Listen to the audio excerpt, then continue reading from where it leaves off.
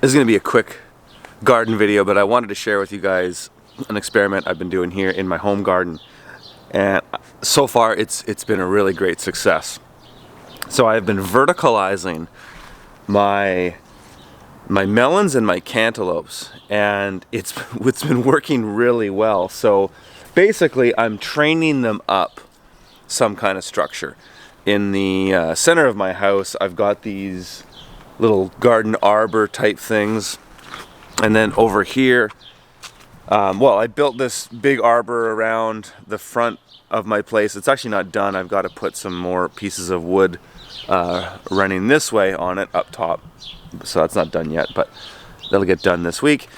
And then what I've done is I've run T-posts. I hammered in 10-foot T-posts at the end of each of these beds, except that one, because I had some peas on there and I wanted to trellis those, which was kind of pointless. But needless to say, what happens here is that I train the melons up. So that means I got to tie them, because they don't naturally do that. And when they start to grow melons, the melons, they hang there, and I'm worried that they're going to be too heavy for the strength of the stem of the plant, because it's not how they normally grow.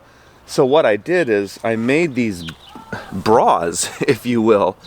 I just cut triangular pieces of shade cloth, and then I just attached some string to them, and then I tied them to the post to hold the weight of the melon. And so far it's working great.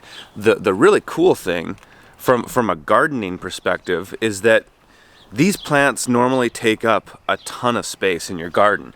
Like if you grow them horizontally on the ground, they spread out everywhere.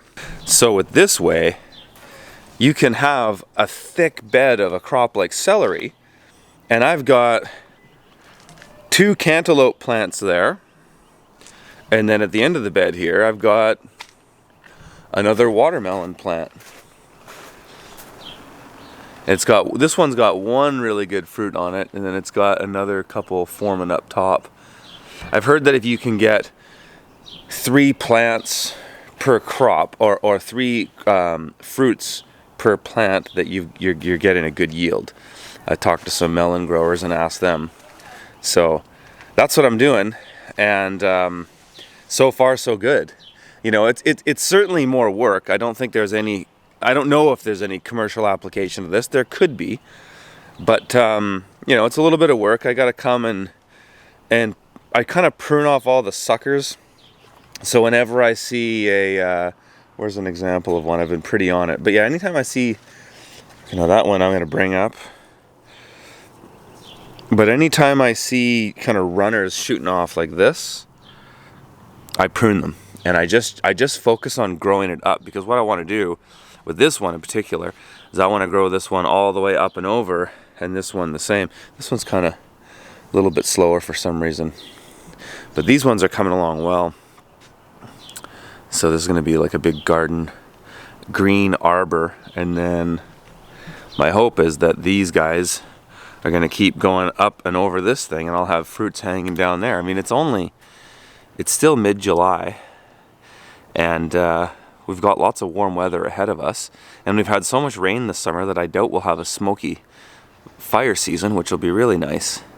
But we've had a perfect gardening season in a way, because we get these rainy periods and then it's warm, and I've barely had to irrigate.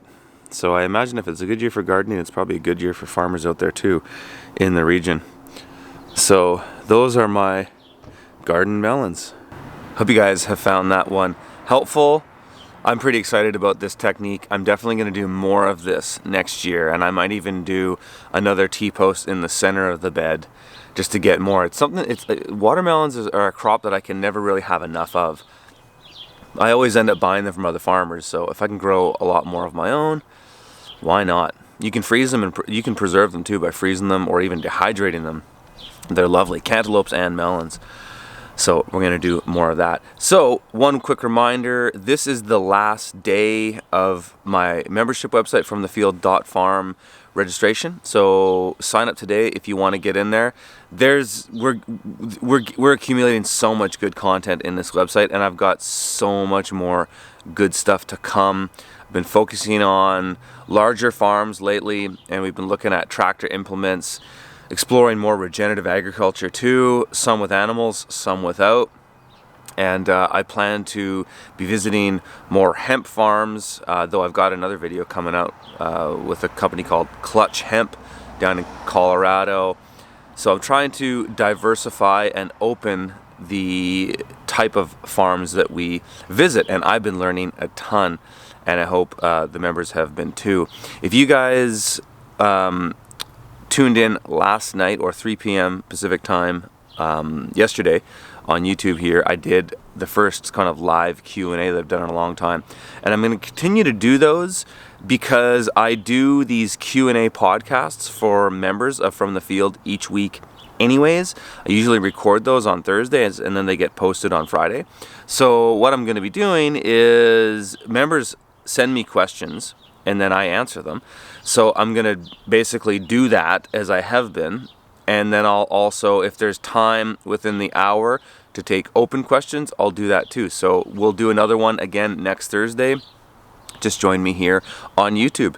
And sign up From the Field if you haven't yet, if you want to get in there and check out a lot of this long form detailed content I have. All right, guys, have yourselves a great weekend, and we'll see you in the next video.